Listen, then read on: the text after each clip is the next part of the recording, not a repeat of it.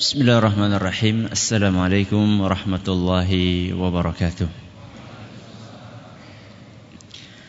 Alhamdulillahi wa kafa, wassalatu wassalamu ala rasulihil mustafa wa ala alihi wa sahbihi wa man iqtafa, amma ba'd. Kita panjatkan puja dan puji syukur kehadirat Allah tabaraka wa ta'ala. Pada kesempatan malam yang berbahagia kali ini, kita masih kembali diberi kekuatan, kesehatan, hidayah serta taufik dari Allah Jalla wa'ala, sehingga kita bisa kembali menghadiri pengajian rutin tafsir kita ini di Masjid Agung Darussalam Purbalingga. Kita berharap semoga Allah Tabaraka wa Ta'ala berkenan untuk melimpahkan kepada kita semuanya ilmu yang bermanfaat, sehingga bisa kita amalkan sebagai bekal untuk menghadap kepada Allah Jalla wa'ala. Allahumma amin. Salat dan salam semoga senantiasa tercurahkan kepada junjungan kita Nabi besar Muhammad sallallahu alaihi wasallam, kepada keluarganya, sahabatnya dan umatnya yang setia mengikuti tuntunannya hingga di akhir nanti. Jamaah sekalian yang kami hormati, seperti biasanya sebelum kita memasuki materi kajian tafsir kita akan membaca bersama surat yang mulia, yaitu surat Al-Lail, untuk mengulangi hafalan kita bagi yang sudah hafal, atau untuk menghafal bagi yang belum hafal, atau untuk memperbaiki beberapa bacaan yang mungkin belum pas sesuai dengan ilmu tajwid. A'udzu billahi minasy syaithanir rajim.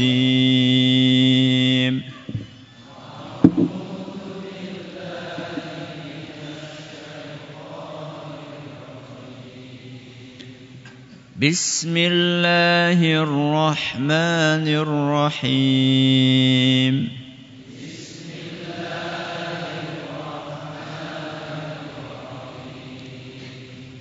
وَاللَّيْلِ إِذَا يَغْشَى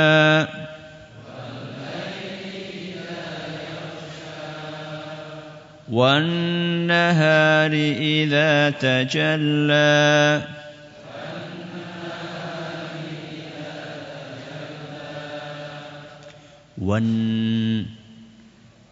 وَالنَّهَارِ, ya. Di situ ada nun, di atasnya apa? Tasydid. Ini dalam ilmu tajwid cara bacanya namanya gunnah. Apa? Gunnah. Gunnah itu artinya dengungan. Ya. Dan ini berlaku buat huruf nun dan mim. Mim dan nun di atasnya ada apanya? Ada tasydidnya. Jadi cara bacanya jangan kecepatan. Bukan wan nahari, tapi apa? Wan nahari. Jadi agak ditahan, ya. Ini yang kadang-kadang bikin endingnya enggak sama ketika membaca, karena ada yang kecepatan, ya, ada yang kecepatan. Kita ulangi, nanti kita akan di tengah-tengah nanti akan ketemu yang lainnya, gunnah yang lainnya. Jadi gunnah itu adalah manakala huruf nun atau huruf apa? Mim, di atasnya ada apanya? Ada tasydidnya. Kita ulangi. Wal-laili idza yaghsha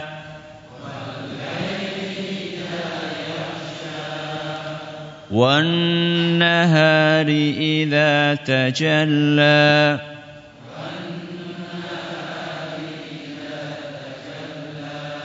Masih ada yang kecepatan. Karena kebiasaan ya. Ditahan dulu. Jangan wan nahari, tapi wan, ya. Wal laili idza yaghsha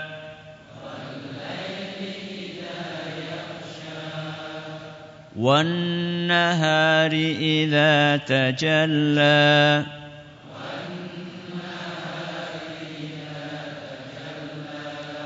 وَمَا خَلَقَ الذكر والأنثى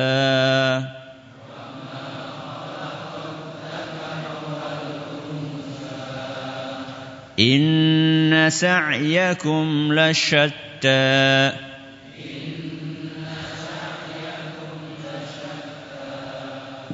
Ada gunnah di situ? Apa? Inna, ya. Inna sa'yakum lasyatta.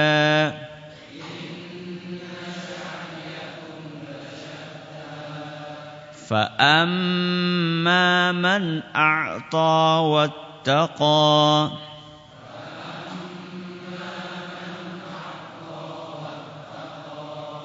Apa? Mim. Fa amma, ya.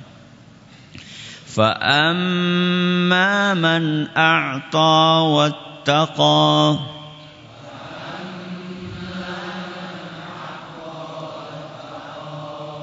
Wa saddaqa bil husna. Fasanuyassiruhu lil yusra.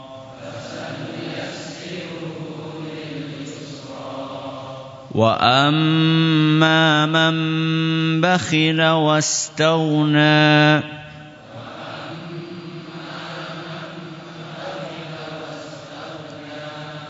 وَكَذَّبَ بِالْحُسْنَى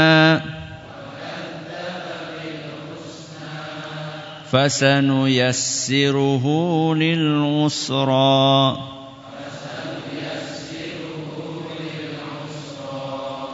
وَمَا يُغْنِي عَنْهُ مَالُهُ إِذَا تَرَدَّى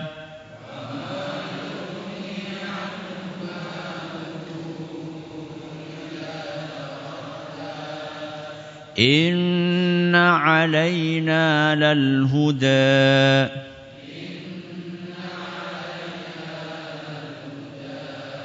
وَإِنَّ لَنَا لَلْآخِرَةَ وَالْأُولَى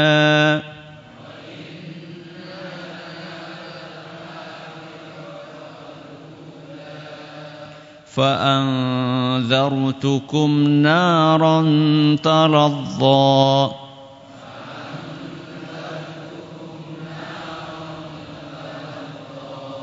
لا يصلاها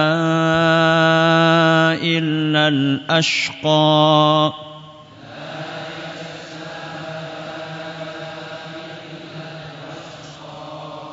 الذي كذب وتولى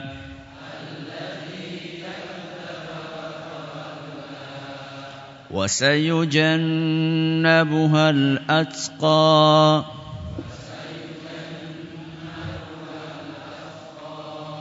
الذي يؤتي ماله يتزكى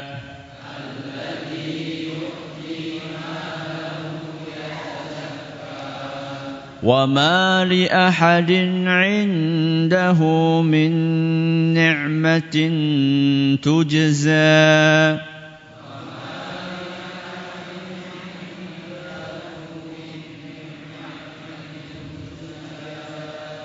من نعمة تجزى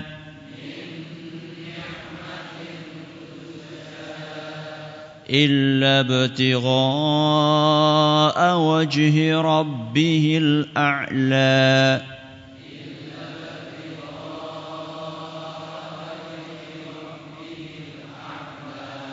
ولسوف يرضى. Para hadirin dan hadirat sekalian yang kami hormati dan juga segenap pendengar Radio Insani 102,2 FM di Purbalingga, Purwokerto, Banjarnegara, Cilacap, Wonosobo, Kebumen dan sekitarnya. Para pendengar Radio Roja di Jakarta, di Bandung, di Lampung, di Berau, dimanapun Anda berada.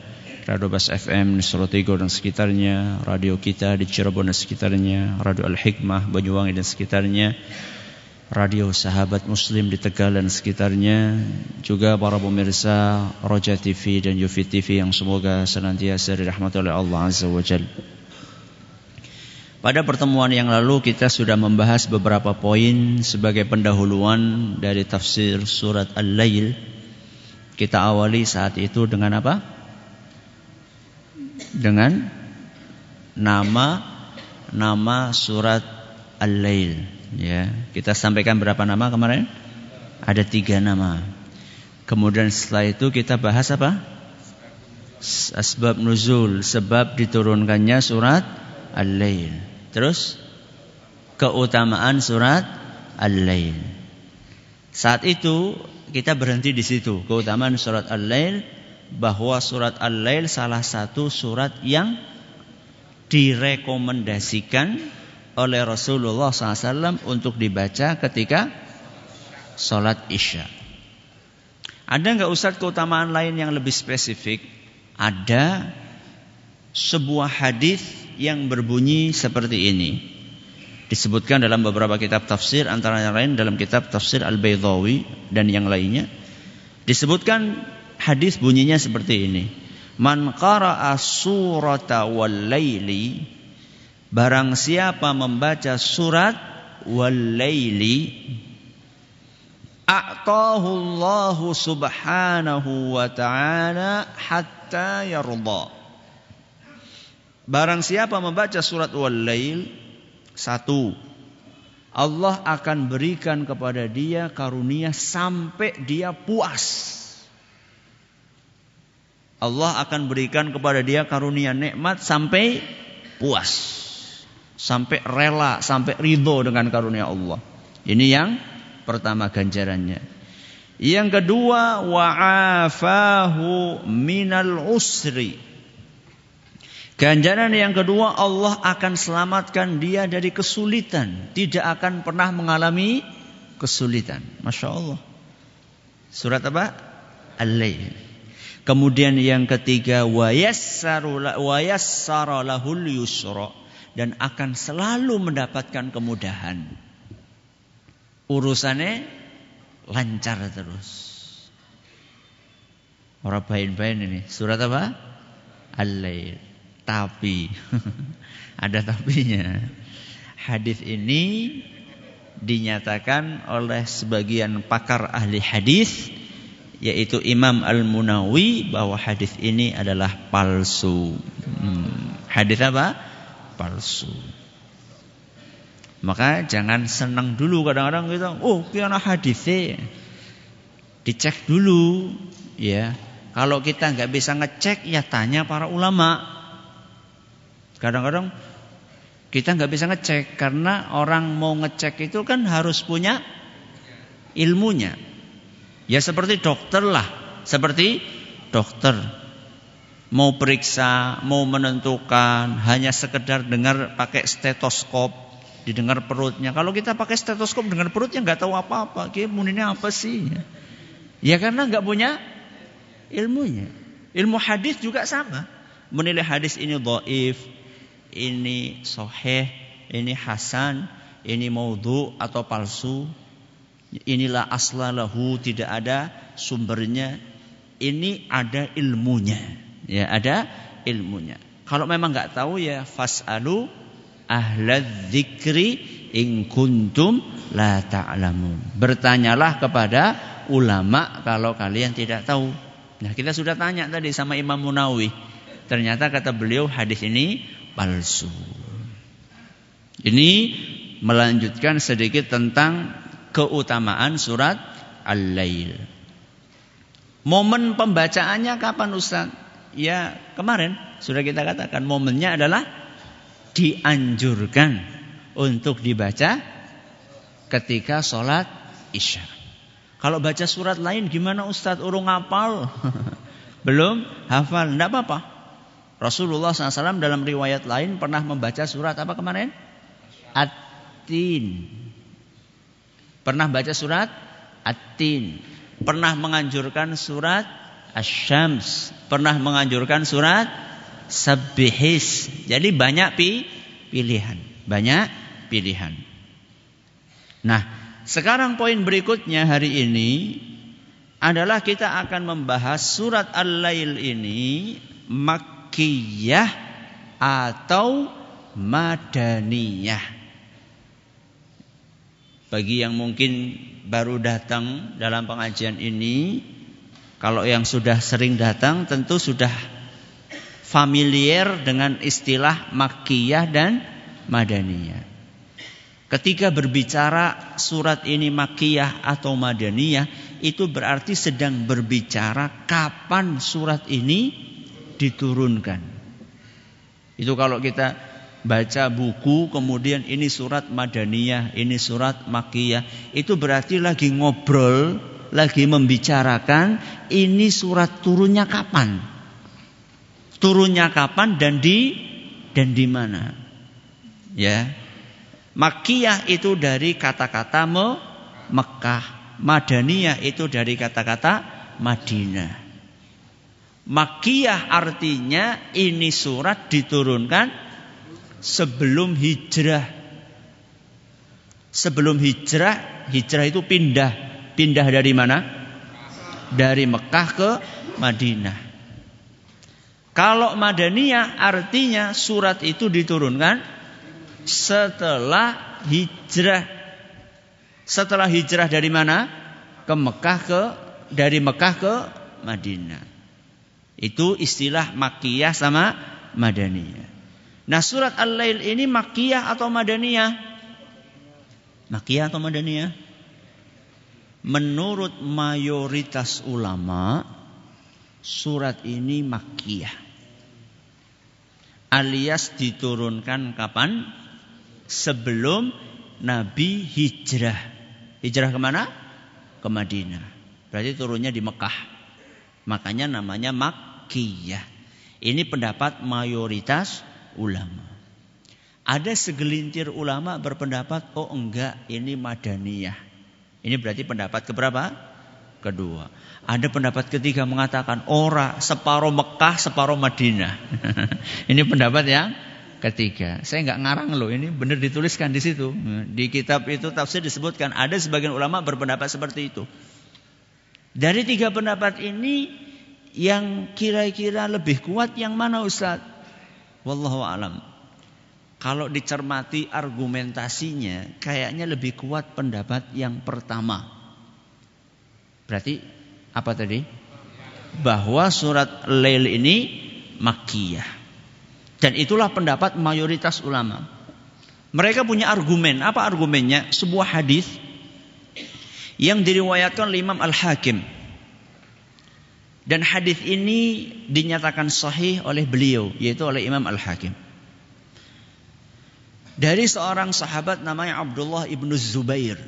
Beliau bercerita, qala Abu Quhafata li Abi Bakrin.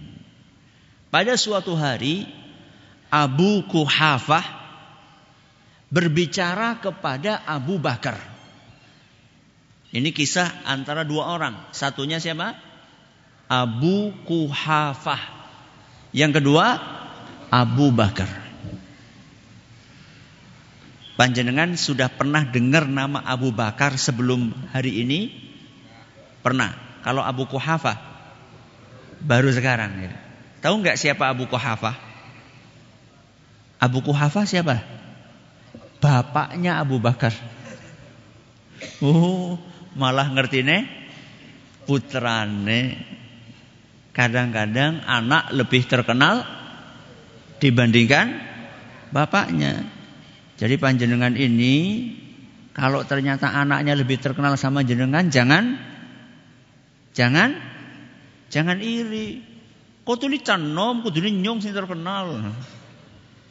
Ya nggak bisa mas, nggak bisa pak, itu karunia dari Allah.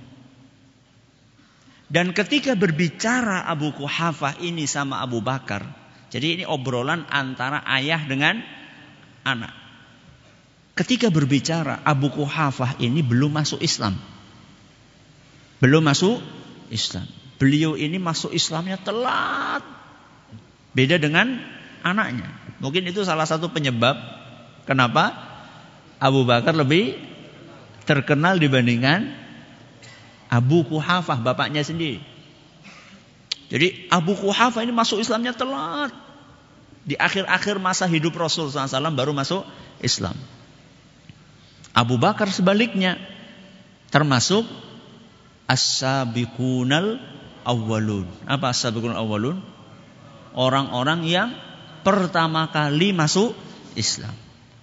Obrolan ini terjadi ketika Abu Quhafah masih musyrik dan Abu Bakar sudah masuk Islam. Apa isi obrolan tersebut? Kata Abu Quhafah, araka tu'tiqu riqaban dhi'afan. Wahai Abu Bakar, aku perhatikan kamu ini kalau memerdekakan budak, yang kamu merdekakan budak-budak yang lemah fisiknya. Kan sering kita dengar cerita ketika kaum muslimin masih dalam kondisi tertindas, ada para budak disiksa sama siapa? Sama tuan-tuannya gara-gara apa? Masuk Islam. Disiksa di tengah padang pasir. Seperti siapa contohnya? Seperti Bilal, ya. Diuruk dengan batu, ditindih batu besar di tengah padang pasir, kepanasan dan seterusnya. Abu Bakar ini orang kaya raya dan dia perasa. Gak tahan melihat ada orang-orang disiksa, maka ditebus sama Abu Bakar. Gak cuma 1, 2, banyak ditebus. Dan orang-orang musyrikin Quraisy itu memanfaatkan kesempatan dalam kesempitan. Ya. Mereka manfaatkan kesempatan dalam kesempitan, pasang tarif tinggi. Abu Bakar gak peduli, tebus berapapun minta ditebus. Setelah ditebus, seharusnya kalau ditebus itu jadi miliknya siapa? Abu Bakar. Ditebus, dibebaskan. Subhanallah. Ya. Nah, Abu Quhafah alias bapaknya Abu Bakar ini memperhatikan anaknya bolak-balik membebaskan, menebus, bolak-balik. Dan diperhatikan sama Abu Quhafah, rata-rata budak-budak yang dimerdekakan, ditebus sama Abu Bakar, rata-rata budak ini lemah fisiknya. Ya, lemah fisiknya, mungkin karena tua, mungkin karena kurus. Ya, bukan sosok budak yang kuat, perkasa. Akhirnya Abu Quhafah ini gak tahan ngomong sama Abu Bakar. Abu Bakar, saya perhatikan kamu kalau mau bebaskan budak, kenapa kok yang lemah-lemah fisiknya? Kemudian setelah itu Abu Quhafah ngomong, falau annaka idh fa'alta ma fa'alta a'taqta rijalan jaldan. Kalau menurut aku, kata siapa? Abu Quhafah, kamu itu sebaiknya kalau mau membebaskan budak itu bebaskan budak-budak yang kuat fisiknya. Jangan yang lemah-lemah. Setelah itu Abu Quhafah kasih argumen. Yamna'unaka wa yaqumuna dunak. Orang-orang kuat tadi yang sudah kamu bebaskan kelak di kemudian hari bakalan melindungi kamu, bantu kamu. Ada apa-apa mereka siap untuk membantu kamu. Kalau kamu ada yang mau mencelakai, mereka akan bersiap-siap untuk melindungi kamu. Kan dapat untung kamu. Ini nasihatnya siapa? Bapaknya Abu Quhafah kepada Abu Bakar. Ini nasihat masuk akal enggak? Masuk akal. Kira-kira Abu Bakar radhiyallahu anhu mengikuti nasihat itu atau tidak? Tidak apa iya? Tidak. Tapi lihat bagaimana Abu Bakar menjawab nasihat bapaknya. Ini loh penting.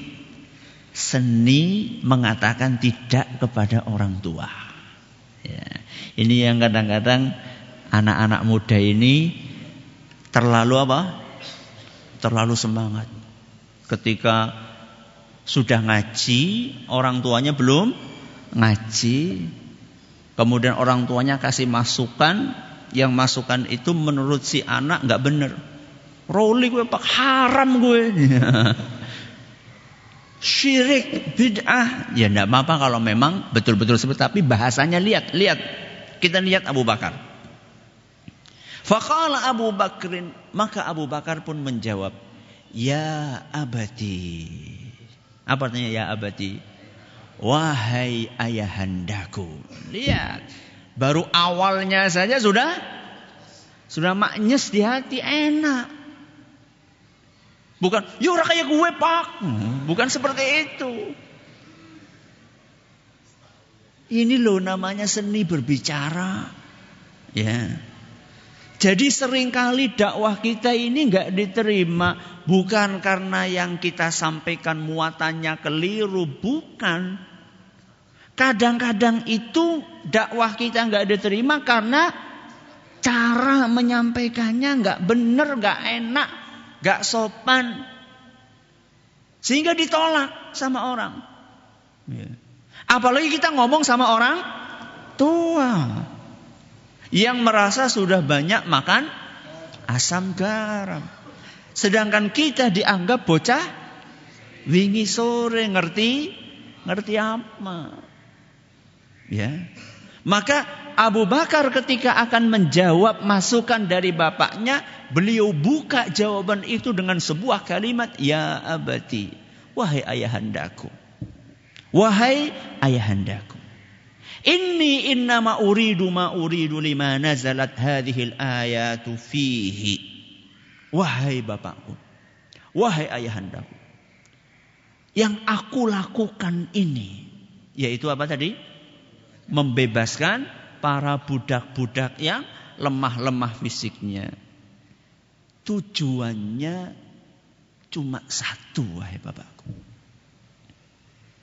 Tujuannya adalah aku ingin mendapatkan apa yang disebutkan di dalam ayat-ayat Al-Quran. Apa yang disebutkan dalam ayat Al-Quran? Fa'amma man a'ta wattaqa wa saddaqa bil husna fasanuyassiruhu lil yusra. Siapapun yang berinfak, bertakwa kepada Allah, percaya dengan pahala, fasanuyassiruhu lil yusra, maka akan dimudahkan kemudahan baginya. Jadi yang aku cari itu bukan saya pengen dibalas sama orang-orang tadi, tapi yang saya cari adalah ridho, karunia dari siapa? Dari Allah Subhanahu wa taala. Beliau baca, Abu Bakar baca ayat tadi terus sampai firman Allah Subhanahu wa taala, wa ma li ahadin 'indahu min ni'matin tujza. Artinya apa? Bahwa orang-orang yang beriman itu ketika berinfak, ketika berbuat baik kepada orang lain, bukan dalam rangka balas jasa kepada orang tersebut. Nanti saya akan jelaskan. Jadi orang ketika berinfak, kaum mukminin, orang yang beriman beneran, itu ketika membantu orang lain, itu bukan dalam rangka balas jasa. Wa ma li ahadin 'indahu min ni'matin tujza. Ketika dia berbuat baik bukan untuk mencari balas jasa. Kalau bapaknya tadi kan apa? Minta balas jasa. Jadi infak kamu merdekakan, siapa tahu nanti kamu akan dilindungi sama dia. Karena orang-orang budak-budak yang kuat-kuat tadi kan merasa, oh ini Abu Bakar berjasa banget. Sehingga kalau ada apa-apa saya siap untuk mendukung. Berarti kan niatnya dari awal sudah tidak ikhlas. Ada pamrihnya. Kemudian dilanjutkan oleh Abu Bakar, illa btigha'a wajhi rabbihil a'la. Orang yang beriman itu ketika beramal, dia hanya mencari ridhonya Allah Subhanahu wa taala yang maha tinggi. Ini jawaban dari siapa? Abu Bakar kepada Abu Quhafah. Inilah cara menjawab kepada orang tua. Bahasanya lembut, dalilnya jelas, tidak terlalu menohok mengatakan, ya orang kayak gue pak, gue tulis salah. Enggak seperti itu. Ya. Dalam riwayat ini diceritakan kepada kita bagaimana cara menasehati orang tua. Wa ma li ahadin 'indahu min ni'matin tujza illa ibtigha'a wajhi rabbihil a'la wa la sawfa yarda. Nah, pelajaran yang bisa kita ambil ya dari kisah ini salah satunya adalah kalau Anda mau berinfak, membantu orang lain, beramal soleh, jangan niatnya balas jasa. Dan kadang-kadang gak terasa kita seperti itu. Contoh, Bu, badhe teng pundi? Arep kae niliki wong lara. Lho bumbuk tebih, Bu. Teng mriko padane kita di sini yang sakit misalnya di Jogja misalnya. Kok tebih sangat, Bu? Kan enggak apa-apa, yang penting kan doanya. Ya kepriwe ya le ya, ora kepenak. Mien pas ibu lara kae niliki. Loh. Hati-hati. Hati-hati. Atau misalnya takziah juga sama seperti itu. Kenapa takziah jauh-jauh? Ya enggak enak lah. Dulu kan ketika keluarga kita meninggal sana juga datang ke sini. Atau ketika walimah diundang. Ketika ada walimah orang undang kita. Kita jadwalnya lagi padat banget. Situasi kesehatan enggak enak. Bu, kenapa sih maksakan datang ke sana? Mbok perwakilan saja. Ya ora kepenak le kepriwe ya. Mien pas dewek walimahan kana juga datang ke sini. Ini penting. Wah, kalau kayak gitu ya udah enggak usah datang aja Ustaz. Ya keliru maning. Jadi yang ditekankan di sini itu bukan masalah datang atau tidak. Yang dipermasalahkan apanya? Niatnya. Maka kita harus waspadai terus niat kita ini. Jadi ternyata ikhlas itu gampang apa susah? Susah. Jadi seakan-akan kita sudah ikhlas ya. Loh, ngomong-ngomong membesuk orang sakit itu ibadah atau bukan sih? Ibadah. Ya, takziah ibadah atau bukan? Ibadah. Memenuhi undangan ibadah bukan? Ibadah. Dan ibadah itu tidak akan diterima kecuali kalau syarat pertama ikhlas. Nah, kalau misalnya tadi niatnya orang kepenak, balas jasa, berarti tidak ikhlas. Ya. Nah, kisah Abu Bakar dengan siapa tadi? Abu Quhafah. Itu adalah merupakan argumen kuat bahwa surat Al-Lail itu adalah Makkiyah. Kenapa bisa demikian? Karena kejadian Abu Bakar memerdekakan si anu itu kapan? Ketika sedang di Mekah. Saat kaum muslimin diapakan? Ditindas, disiksa. Itu kejadian sebelum hijrah. Dan saat itu sudah turun surat Al-Lail. Berarti ini kisah merupakan argumen kuat bahwa surat Al-Lail itu adalah Makkiyah. Sudah. Ini adalah pembahasan tentang Tentang Makkiyah atau Madaniyah. Berarti kesimpulannya apa? Makkiyah. Kesimpulannya adalah Makkiyah. Berikutnya jumlah ayat. Jumlah ayat. Al-Lail, surat Al-Lail ini ayatnya ada berapa jumlah? 21. Sudah ngelihat tadi ya? Alhamdulillah, berarti perhatian kok arep ditakoni nggih kata. Akan ditanya betul 21. Kata Imam Al-Qurtubi itu berdasarkan kesepakatan para ulama. Jadi para ulama sepakat ijma bahwa surat Al-Lail itu jumlah ayatnya ada 21. Sehingga nanti coba aja lihat, insya Allah di mushaf kita, Al-Quran kita walaupun beda-beda cetakan, insya Allah semuanya tulisannya berapa? 21. Nah, sekarang kita masuk kepada tafsir global surat Al-Lail. Surat Al-Lail ini mengandung beberapa pembahasan pokok. Yang pertama, surat Al-Lail berisikan motivasi. Apa? Motivasi untuk menjalankan amalan-amalan yang mendatangkan keberuntungan. Apa? Motivasi untuk menjalankan amalan-amalan yang mendatangkan apa? Keberuntungan.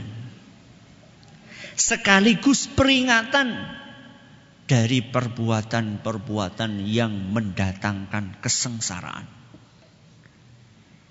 Saya ulangi, apa tadi? Isinya al-lail apa?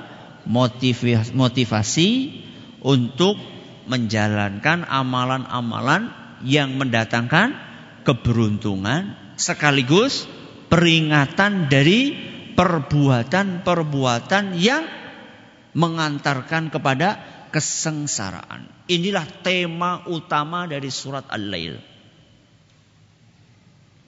Jadi kalau kita pengen sengsara atau pengen bahagia, lihat isi surat Al-Lail. Ya. Siapapun mengikuti aturan Al-Quran, maka dia akan bahagia. Sebaliknya siapapun yang meninggalkan aturan Al-Quran pasti sengsara. Jadi fungsinya Al-Quran salah satunya itu buku panduan. Buku panduan hidup. Kalau panjenengan beli motor baru ada buku panduannya enggak? Ada. Dibaca enggak? Enggak. Oh, pantesan motornya sering bodol. Ya karena kita sudah sering Ustadz. Enggak, sekarang kalau alatnya alat baru misalnya. Ya, kalau motor mungkin sudah biasa. Lo ngerti Ustadz carane nyarakan nyetater, ngerem itu kan enggak perlu baca buku Ustadz. Iya, sekarang kalau misalnya panjenengan beli alat baru mahal. Ya. Beli alat baru mahal. Pasti kita akan dikasih buku panduan. Buku panduan akan kita baca. Apakah kemudian kita katakan, lah saya saking menghormati buku panduan ini tak pajang buku panduan, dikasih figura. Apa seperti itu? Seperti itu enggak? Enggak. Kira-kira Al-Quran seperti itu enggak? Iya. Lawang buku panduan kita kok malah dipajang di mana? Di ruang tamu. Usia ini 30 juz ini Ustaz. Dari awal sampai akhir, dari surat Al-Fatihah sampai An-Nas. Oke. Al-Quran itu bukan pajangan. Al-Quran itu adalah buku panduan. Panduan apa Ustaz? Panduan hidup. Ya. Jika kalau kita ikuti panduan itu kita akan bahagia pasti. Tapi kalau kita tidak ikuti, walaupun sudah kita pajang, maka kita akan sengsara. Ustaz, di rumah saya ini Ustaz, rasanya gak enak Ustaz. Kayaknya banyak yang ganggu, setan, jin. Sudah saya tempel ayat kursi di mana-mana Ustaz, gak hilang-hilang. Loh, itu ditempel Mas. Dibaca. Ya, bukan ditempel. Ini adalah kandungan yang pertama. Kandungan yang kedua. Di dalam ayat ini, di dalam surat ini Allah menjelaskan kemuliaan kaum mukminin. Apa? Menjelaskan kemuliaan kaum mukminin dan keutamaan amalan-amalan mereka. Ini poin yang kedua. Sekaligus menerangkan keburukan kaum musyrikin dan keburukan amalan-amalan mereka. Jadi ayat surat Al-Lail ini salah satu isinya adalah menjelaskan kaum mukminin itu punya keistimewaan, amalannya baik-baik. Sedangkan orang musyrikin mereka itu buruk dan amalannya juga jelek. Makanya Allah setelah menjelaskan fa'amman a'ta wattaqo. Ini perilakunya orang yang beriman, a'ta wattaqo. Suka ngasih dan juga bertakwa, wasaddaqa bil husna, percaya adanya surga. Ya. Ini adalah orang yang beriman, perilakunya baik. Sedangkan orang-orang musyrikin apa? Wa ammamam bakhila wastaghna wa kadzdzaba bil husna. Orang musyrikin itu pelit. Mereka itu pelit. Wa kadzdzaba bil husna. Wa amma man bakhila wastaghna. merasa enggak butuh sama Allah Subhanahu wa taala. Subhanallah. Merasa enggak butuh, mungkin dengan kekayaannya, dengan kedudukannya, enggak butuh sama Allah Subhanahu wa taala. Wa kadzdzaba bil husna, tidak percaya adanya surga. Ini adalah poin yang kedua. Yang ketiga, Allah menjanjikan ganjaran istimewa. Allah menjanjikan ganjaran istimewa untuk kaum mukminin. Di mana? Di dunia dan di akhirat. Sekaligus menjanjikan ganjaran yang setimpal untuk orang-orang yang tidak beriman. Di mana? Di dunia dan di akhirat. Di ayat apa Ustaz tadi? Fa amma man a'ta wattaqa wa saddaqa bil husna. Terus apa? Fasanuyassiruhu lil yusra. Akan dimudahkan urusannya. Ini ganjaran untuk orang yang beriman. Kalau orang yang tidak beriman, apa ganjarannya? Wa amma man bakhila wastaghna wa kadzdzaba bil husna fasanuyassiruhu lil usra. Urusane angel ruwet. Itu ganjaran buat orang-orang yang tidak beriman. Poin yang keempat, isi dari surat Al-Lail, bahwa Allah mengutus para rasul. Allah mengutus para rasul. Untuk apa? Untuk memberikan arahan kepada para manusia. Wahai para manusia yang mau ikut jalannya Allah selamat, yang enggak mau ikut jalannya Allah apa? Celaka. Ini tugasnya para rasul. Makanya dalam surat Al-Lail Allah berfirman, fa'anzartukum naron taladza. Aku ingatkan kalian hati-hati dari neraka. La yaslaha illal ashqa. Yang masuk ke neraka itu hanya orang-orang yang sial. Alladzi kadzdzaba wa tawalla, yang suka mendustakan ajaran-ajaran Allah dan dia berpaling dari ajaran Allah. Dinasehati enggak mau. Dikasih masukan enggak mau, berpaling. Siapa yang akan selamat dari neraka? Wasayujannabuhal atqa. Orang yang bertakwa itulah yang akan selamat.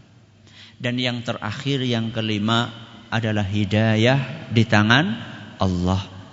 Hidayah di tangan Allah, yaitu firman Allah, inna alaina lal huda. Sesungguhnya hidayah itu hanya dari kami. Ini yang dapat kami sampaikan pada kesempatan kali ini. Semoga bermanfaat buat kita semuanya. InsyaAllah pada pertemuan yang akan datang kita mulai memasuki tafsir rinci dari surat Al-Lail ayat yang pertama, insya Allah. Terima kasih atas perhatiannya. Mohon atas segala kurangannya kita tutup dengan membaca subhanakallahumma wa bihamdika asyhadu an la ilaha illa anta astaghfiruka wa atubu ilaik. Assalamualaikum warahmatullahi wabarakatuh.